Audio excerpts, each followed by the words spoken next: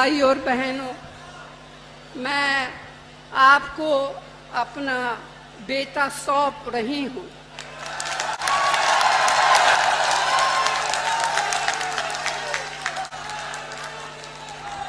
अपना बेटा सौंप रही हूँ, जैसे आपने मुझे अपना माना, वैसे ही राहुल को अपना मान कर रखना है। ये राहुल आपको निराश नहीं करेगा। मेरे YouTube station Smita Sharma journalist और सत्य हिंदी के सभी दर्शकों का स्वागत है। आपके साथ मैं स्मिता शर्मा हूं और चुनावी यात्रा के तहत कुछ अलग अलग राज्यों से कुछ सुगबुगाहट आप तक पहुंचाने की एक कोशिश जारी है। जिस सीट की बात हर जुबान पर है, रायबरेली में हूं मैं। यहाँ एक मेगा रैली का आयोजन किया गया था, जहां आज सोनिया गांधी, प्रियंका गांधी, राहुल गांधी तीनों मौजूद थे। राहुल गांधी यहाँ से उम्मीदवार हैं और एक इमोशनल डायलॉग देते हुए सोनिया गांधी ने कहा कि मैंने अपने बेटे को आपको सौंपा है तो आप उन्हें जिताएं। जो नारे दिए जा रहे थे उसमें दावा किया जा रहा था कि राहुल गांधी को इस दफ़ा 5 लाख से ज़्यादा वोटों से जीत हासिल करवानी है। उनके सामने बीजेपी के दिनेश प्रताप सिंह है, वो पिछली बार सोनिया गांधी से हारे थे। लेकिन रायबरेली, अमेठी, लखनऊ जहाँ चुनाव होने हैं 20 मई में, नेताओं के तमाम बातों के बीच में आम लोग क्या सोचते हैं? कुछ शिक्षाविद है मेरे साथ में। यहाँ पर एक स्कूल में, प्रतिष्ठित स्कूल में भी कुछ कार्यक्रम था। अखिलेश यादव का जो चॉपर है वो यहीं से उड़ा था। मैं इन लोगों से जो है कुछ जानने की कोशिश करती हूँ। सर, अपना नाम बताएं, जरा अपने बारे में बताएं। मैं doctor Shashikant Sharma, founder New Standard Group of Schools and Colleges. Shashikant ji, आप पुराने बाशिंदे हैं, आपका परिवार रायबरेली का? भाई बॉर्न, यस। ये रायबरेली और अमेठी की जब हम बात करते हैं, अमेठी में खैर एक अपसेट हो गया था जब स्मृति ईरानी जीत गई थी। इस दफ़ा तो केएल शर्मा जी हैं, वहाँ गए नहीं है गांधी परिवार के कोई नुमाइंदे। लेकिन ये इमोशनल कनेक्ट क्यों है गांधी परिवार के साथ यहाँ, अगर हम रायबरेली की बात करें खास करके? तो विश्व पैमाने पर रायबरेली की पहचान, हम लोग रायबरेली के बाहर देश के किसी भी कोने में जाएं या विश्व के किसी भी कोने में जाएं और जब हम रायबरेली बताते हैं तो वो लोग जानते हैं रायबरेली को, और जब हम ये सुनते हैं कि वो रायबरेली को जानते हैं तो अपार खुशी का अनुभूति होती है। इसी कनेक्टिविटी की वजह से गांधी परिवार से हम लोगों का दिली जुड़ाव है रायबरेली का। लेकिन ये जो दिल के जुड़ाव की हम बात करते हैं, क्योंकि बीजेपी वाले जब निशाना साध रहे हैं तो वो कह रहे हैं, और जो हकीकत भी है कि अगर हम पिछले 5 साल की भी अगर हम बात कर लें तो सोनिया जी शायद मुश्किल से 2 बार आई हैं, हो सकता है मैं गलत हूँ, शायद 2 बार ही आई कंस्टिट्यूंसी में। तो जब एक हाई प्रोफाइल प्रेस्टीज बैटल देखने को मिलता है एक सीट पर, लेकिन नेता नहीं आते हैं, उस हिसाब से क्या विकास की जो गाड़ी है वो आगे बढ़ पाती है? माननीय सोनिया गांधी के आने और ना आने का कोई फ़र्क नहीं है, इसलिए कि उनका जो ऑफिस है तिलक भवन में चल रहा है वो 24 आवर्स जनता की सेवा के लिए समर्पित है। उनके जो यहाँ पे वॉलंटियर्स हैं, उनके डिफरेंट डिपार्टमेंट्स हैं, इलेक्ट्रिसिटी हो, वाटर डिपार्टमेंट हो, डिफरेंट हेल्थ डिपार्टमेंट हो, उनके जो वॉलंटियर्स हैं वो उनके ना आने की अनुभूति जनता को होने ही नहीं देते। और आज रायबरेली जो मानचित्र में अपनी अभूतपूर्व छाप छोड़े हुए, निफ्ट जो रायबरेली में है, पेट्रोलियम इंस्टीट्यूट, रेल कोच कारखाना जैसे एम्स, और एम्स में 600 बेड का एम्स था, बीजेपी ने उसको काटकर आधा कर दिया। इसका दर्द रायबरेली की पूरी जनता को है। यहाँ ये भी बताया जा रहा है कि दरअसल एक जो फीता कटिंग सेरेमनी की गई थी, वो 2 कमरे बनाए गए थे, वेटिंग रूम, उस एम्स में, जो एम्स ऑलरेडी फंक्शनल था। तो ये एम्स दरभंगा जैसा खेल नहीं है, ये फंक्शनल एम्स था, लेकिन उसमें श्रेय की कुछ मारामारी चल रही थी। सर जी, ये माननीय सोनिया गांधी जी ने रायबरेली में एम्स दिया और समाजवादी पार्टी की सरकार थी, माननीय मुख्यमंत्री अखिलेश यादव जी थे जिन्होंने ज़मीन उपलब्ध कराई थी। और जब ज़मीन उपलब्ध हुई तो सोनिया गांधी जी ने एम्स का शिलान्यास किया। लेकिन जब से भाजपा की सरकार आई है तब से एक भी ईंट वहाँ नहीं रखी गई, बल्कि रायबरेली के काफ़ी लोगों ने उस पर मांग किया, लोगों ने जो है सरकार से मांग किया, आंदोलन भी किए। अब धीरे धीरे करके जो है जब इनको लगता है कि सत्ता परिवर्तन होने जा रहा है, तब अंतिम समय में वो जो है यहाँ योगी बाबा आए थे और कुछ जो है करके गए हैं, जिसका कोई मतलब नहीं है रायबरेली के लिए। सर आपका क्या नाम है? राम सेवक वर्मा।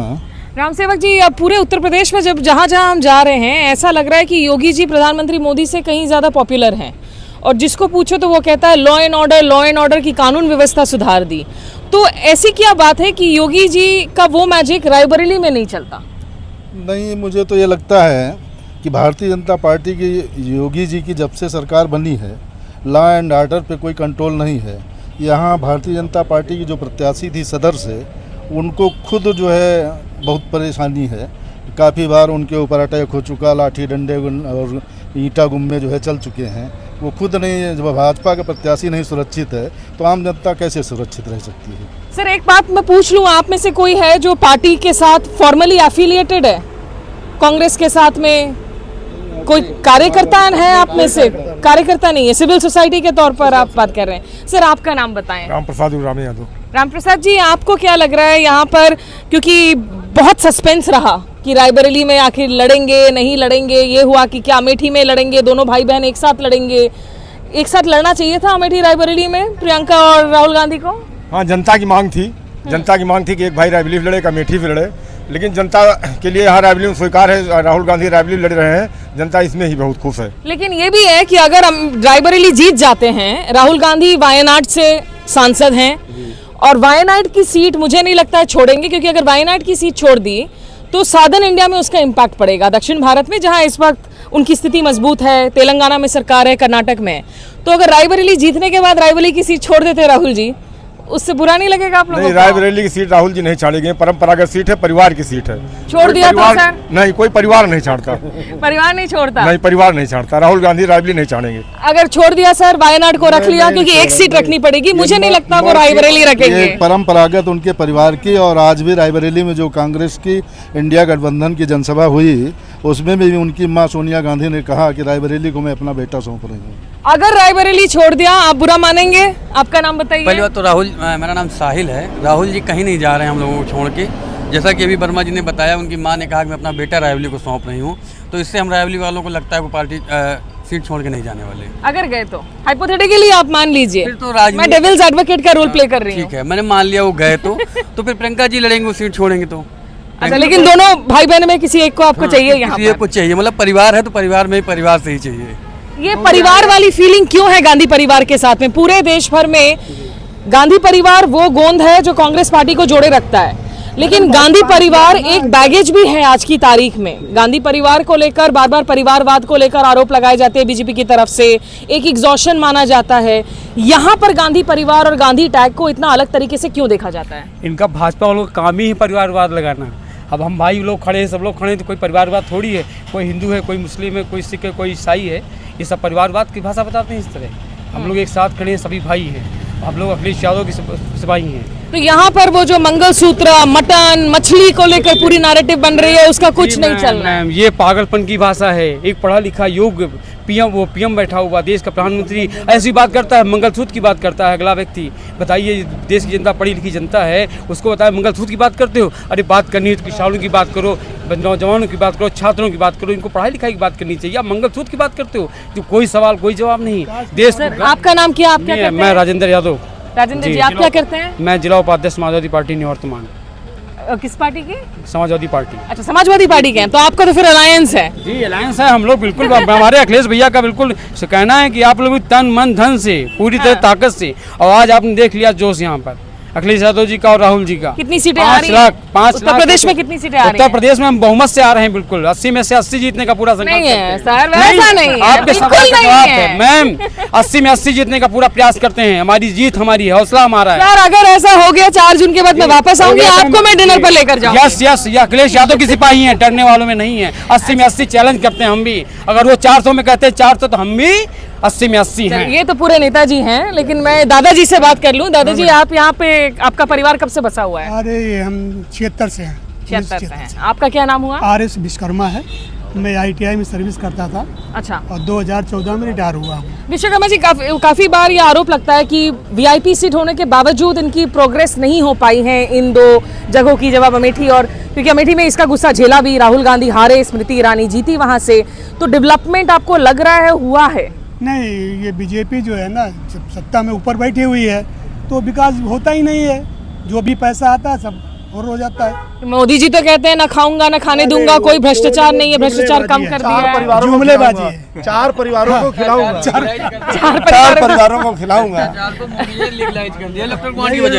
लीगलाइज कर दिया है, लीगलाइज किया भ्रष्टाचार को इलेक्ट्रिक बॉन्ड से। वो तो अब खुद रैली में अदानी और अंबानी जी को भी अब वो बोल रहे हैं। देखिए अब वो उनको हताश निराश है, वो कुछ भी कह सकते हैं। उन्होंने भ्रष्टाचार को लीगलाइज किया है, उन्होंने हम लोगों की नसों में धीमा जहर भर दिया है। लोग चलते फिरते मर जा रहे हैं। 52 करोड़ रुपए चंदा लिया सीरम इंस्टीट्यूट वालों से और अपने पर्चे से उस फोटो भी लेकिन कांग्रेस को लेकर अभी भी एक इमेज तो बनी हुई है ना, 2G स्कैम की, CWG स्कैम की, जो भ्रष्टाचार के आरोप लगे। वरना क्या वजह होती कि कांग्रेस 52 पर सिकुड़ जाती? कांग्रेस के लिए ये इलेक्शन एक सर्वाइवल इलेक्शन है, सर्वाइवल बैटल है।